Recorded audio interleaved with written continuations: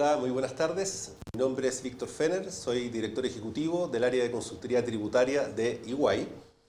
Y la presentación de hoy está orientada a dar claridad y sistematizar todas las medidas de carácter extraordinario que recientemente ha decretado el Servicio de Impuestos Internos para pequeñas y medianas empresas para ayudarlos a sobrellevar este difícil periodo tan convulsionado que hace más de un mes ya estamos viviendo todos los chilenos.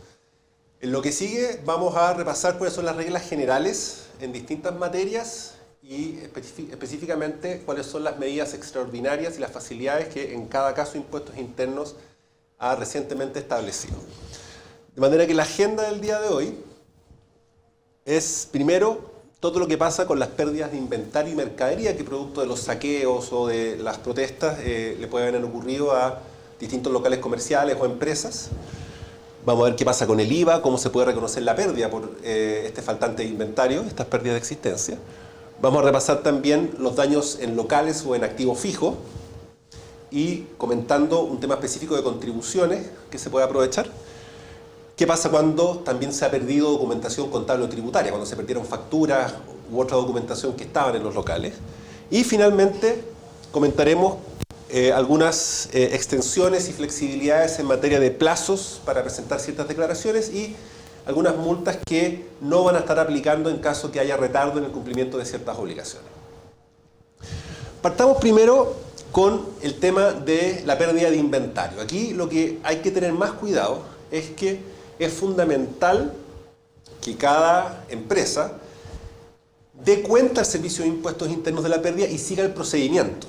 Porque la ley del IVA lo que establece es que cualquier faltante de inventario que no esté justificado se va a presumir como que fue vendido en negro, por así decirlo, y por lo tanto le van a cobrar el 19% por sobre el valor de ese inventario faltante. De manera que lo que no hay que hacer es quedarse con los brazos cruzados y seguir el procedimiento que establece la ley y la circular que vamos a comentar. De manera que cuando haya pérdida de inventario por caso fortuito o fuerza mayor, que es evidentemente el caso que tenemos en la última semana, hay que dar un aviso al Servicio de Impuestos Internos, cuyo plazo es bien acotado, pero que en la última circular que se dictó a fines de octubre se extiende a 5 meses contado desde el 30 de octubre. Es decir, podemos tener la tranquilidad de que no es necesario partir corriendo impuestos internos cuando todavía está el tema tan convulsionado, ya que vamos a tener 5 meses para dar aviso. Y mientras tanto, hay que seguir todo, digamos, business as usual, es decir, funcionando normalmente, reconociendo el IVA y sin ninguna alteración posterior. Tengan presente que cuando se da aviso a impuestos internos de esta pérdida de inventario, por el hecho de perderse la mercadería no se pierde el crédito fiscal. De manera que ese crédito que ustedes registraron por la compra de esa existencia o mercadería, ustedes los tienen que seguir aprovechando de forma normal. ¿Qué antecedentes hay que acompañar cuando se da el aviso al Servicio de Impuestos Internos? Aquí el servicio también ha sido bastante flexible, vamos a ver la lista un poquito más adelante, pero básicamente todo lo que se les ocurra, desde fotografías, videos, las constancias que ustedes dieron a carabineros o a distintas instituciones, puede ser un montón de instituciones que ustedes tuvieron que dar aviso, y cualquier pedazo de evidencia que a ustedes les sirva para justificar y demostrar que esa mercadería, ese inventario, ustedes lo perdieron producto de fuerza mayor o caso fortuito. Es importante que cualquier duda, las circulares que hay que mirar son dos en este punto, que es la circular número 3 del 92 y la número 42 de 2019, que es la última que se dictó respecto a este tema, y todo está disponible en la página web del Servicio de Impuestos Internos. En materia de renta, ya, es decir, ¿qué pasa con la pérdida del inventario para efectos del impuesto a la renta? Este faltante de inventario se puede rebajar como pérdida, pero aquí hay que tener en especial consideración el tema de los seguros, porque evidentemente ustedes pueden rebajar la pérdida que sufrieron, por ejemplo, por delitos contra la propiedad, pero después si el seguro les reembolsa o les paga, digamos, lo que estaba pactado en la respectiva póliza, entonces ese flujo, ese ingreso de parte del seguro va a ser un ingreso tributable. porque el objetivo es que ustedes queden en cero, o sea, tienen la pérdida por un lado, pero el ingreso por el otro, y quedan en cero, que es lo que está buscando la norma. Y aquí sí está, digamos, la lista de antecedentes que ustedes tienen que acompañar también para acreditar la pérdida de inventario, que son los libros de contabilidad, control de existencias o inventarios, documentos tributarios de respaldo, facturas, guías de despacho, también órdenes de compra, fotografías, registros, grabaciones, recortes de prensa. Y ahí en la presentación, a los cuales ustedes van a tener acceso, está el listado de todas las instituciones, digamos, a que ustedes pueden recurrir para dejar la constancia respectiva, y eso después acompañarlo en el Servicio de Impuestos Internos para ver el tema del IVA y también para poder reconocer la pérdida para efectos del impuesto a la renta. ¿Qué pasa en el caso de activos fijos o locales, en lo que cualquiera de ustedes funcione que sufrió daños? Acá obviamente estas son pérdidas que también se pueden rebajar, y la única precaución que hay que tener es si acaso alguno de estos bienes se encontraban o no bajo el régimen de depreciación. Porque en ese caso, si es que ya los bienes se encontraban suficientemente depreciados, solamente se va a poder rebajar la parte pendiente de amortizar y no la pérdida del valor comercial, si se quiere, del bien siniestrado. Y en ese caso, digamos, lo que pague el seguro va a seguir siendo ingreso. Entonces ese descalce hay que tenerlo monitoreado para aquellos de ustedes que lleven contabilidad completa y hayan perdido bienes que se encontraban bajo alguno de los regímenes de depreciación aplicables en materia tributaria. Y acá es importante considerar los daños a los inmuebles, la situación especial que se ha establecido respecto del pago de contribuciones. Básicamente, cuando se hayan sufrido daños en bienes inmuebles, cuando haya destrucción o daño grave, los contribuyentes afectados van a poder requerir un reavalúo fiscal para efecto de tener una baja en las contribuciones, que va a operar obviamente a partir de que se haga ese reavalúo. ¿Qué se entiende por destrucción o daño grave? Eso está especificado en la circular. Básicamente es lo que el sentido común indica que es destrucción o daño grave, es decir, que el bien haya perdido funcionalidad, que ya no pueda generar, digamos, la actividad o los ingresos que normalmente generaba y que implique, digamos, costos significativos para su reemplazo o su reparación. ¿Y desde cuándo rige el nuevo avalúo? Como decía, desde el año siguiente a la fecha que se hace la solicitud, y el Servicio de Impuestos Internos obviamente la tiene que aprobar. Lo importante acá, y algo bien interesante, es que la petición se puede efectuar online en la página del Servicio de Impuestos Internos, y deben aportarse, lo mismo que en los casos anteriores, todos los elementos de prueba que ustedes tengan para demostrar que efectivamente el inmueble sufrió un daño grave que haga razonable que tenga que efectuarse un reavalúo para efectos fiscales, y así obtener la rebaja en las contribuciones. Y hay que tener en cuenta también que el servicio va a poder efectuar visitas a terreno para constatar, digamos, los daños que cada contribuyente está reclamando.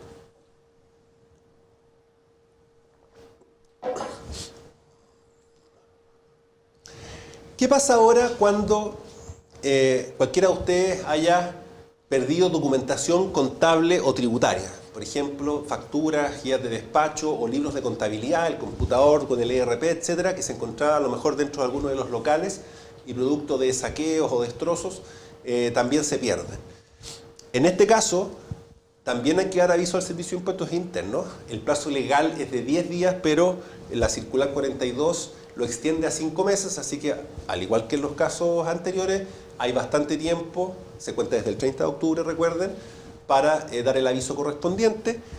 Y lo importante es que la documentación debe reconstituirse de la forma lo más fidedigna posible, que eso es lo que el Servicio de Impuestos Internos va a pedir para efectos de que puedan seguir operando de forma normal.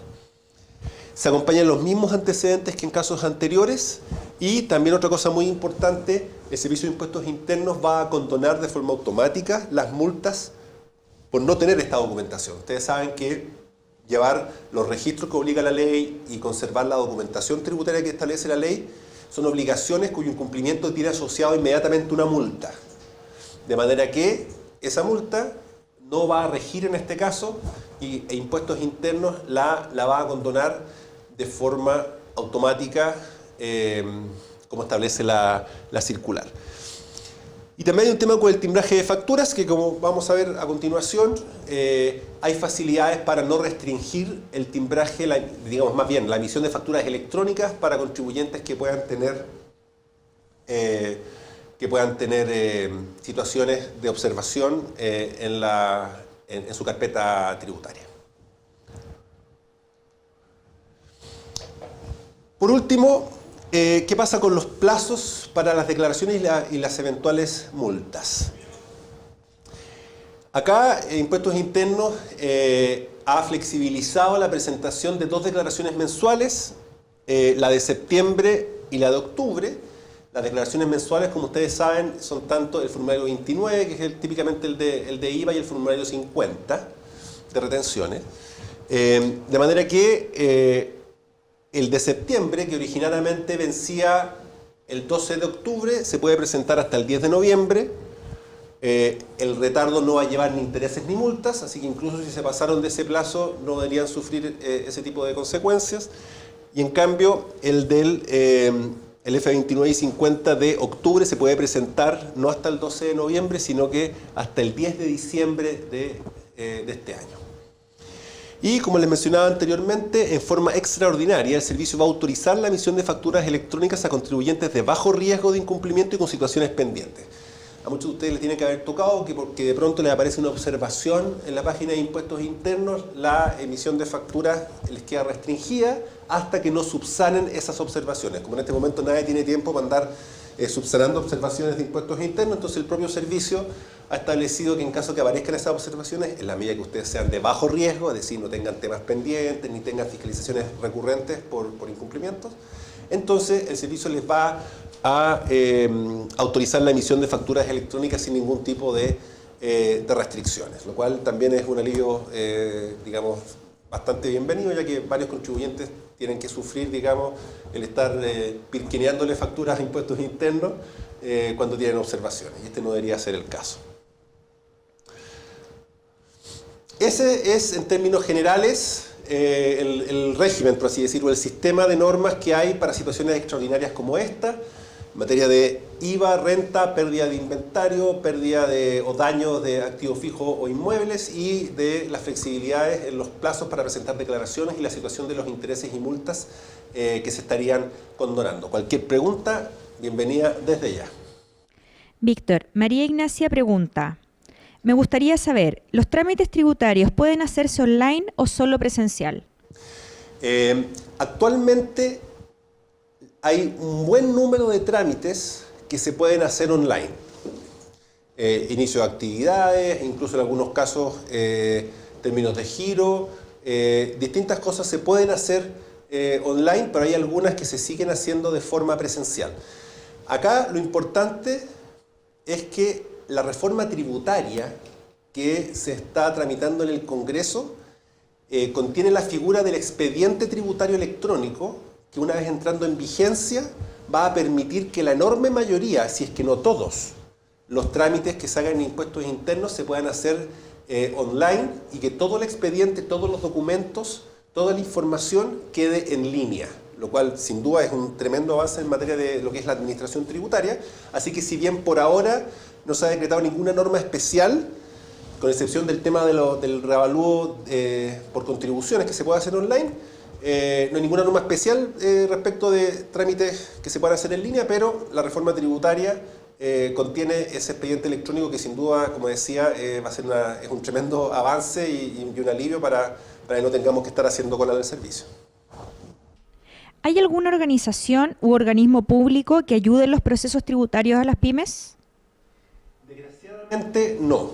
Eso también va de alguna manera a cambiar con la reforma tributaria, que viene con la que ustedes probablemente habrán escuchado o leído en prensa, la Defensoría del Contribuyente, cuyo rol, entre otros, va a ser asesorar e informar a pequeños y medianos contribuyentes respecto de temas tributarios en general.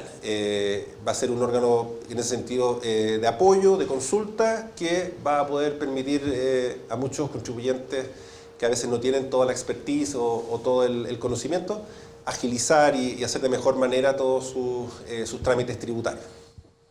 Mauricio pregunta, si quisiera contratar a un o una influencer para que me ayude a promocionar mis productos en redes sociales a cambio de un pago o canje, ¿existe algún tema de tributación que debiese considerar?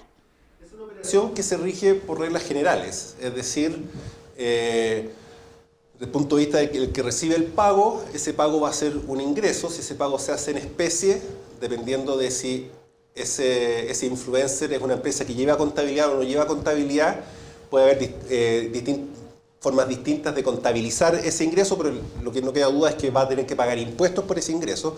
Y desde el punto de vista de la empresa que lo contrata, lo que le pague va a ser un gasto en la medida que cumpla con los requisitos generales de todo gasto tributario. Es decir, entre otros, pero básicamente que se pueda demostrar que ese gasto es necesario para producir la renta. En el caso de publicidad es bastante, a mi juicio, bastante evidente que sí es necesario para que el empresario, el emprendedor pueda generar ingresos adicionales. Diego pregunta, me pasó que algunos proveedores se atrasaron en su facturación, por lo que facturas que debieron salir en octubre salieron en noviembre. Por esto, el IVA que solo se debió pagar al proveedor, además hay que pagarlo al Servicio de Impuestos Internos en el F29 de octubre. Claramente, esto causa un problema de caja. ¿Es posible solucionar este tema? Ahí, la verdad, lamentablemente no existe una norma especial que se haya puesto en el caso, digamos, que por un tema de temporalidad en la emisión de facturas se te descalce, digamos, los ingresos que tú necesitas para poder pagar el IVA. Lo que sí hay, como mencionaba anteriormente, es que la presentación tardía o incluso el pago tardío de los impuestos va a estar sujeto a beneficios como que Impuestos Internos va a estar mucho más proclive a condonar intereses y multas.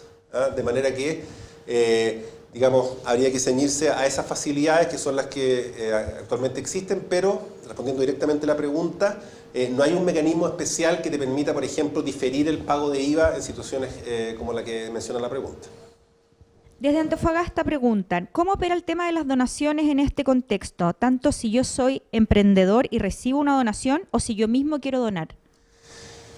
Desgraciadamente, nuestro sistema tributario es muy escéptico de las donaciones y para que no tengan efectos tributarios adversos establece muchísimos requisitos. De hecho, hay varias leyes que regulan con bastante detalle distintos tipos de donaciones deportivas, con fines sociales y culturales, educacionales, etcétera.